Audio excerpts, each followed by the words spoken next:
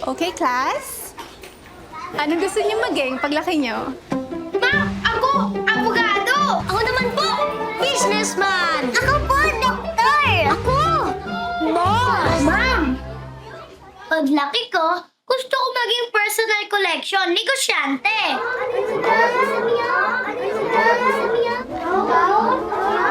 Nagtitinda ng sabon, panglinis ng bahay, at iba pang world-class products. Busy negosyante kasi ang nanay ko, kung saan hindi lang siya boss, executive pa siya. Alam niyo ba, mga doktor, teacher, abogado, at marami pang iba ang customer ng nanay ko. At dahil maganda ang negosyo ni nanay, laging masarap ang ulam namin. At may pa-abroad pa nga ang personal collection, kaya libre ang bakasyon namin taon-taon.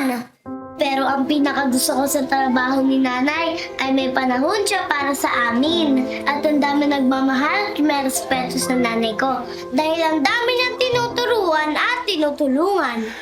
Kaya paglaki ko, gusto ko rin maging katulad niya.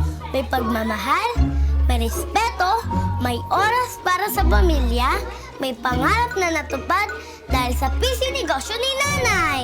Sasabihin ko nga kala mami daddy na mag-PC negosyante na rin.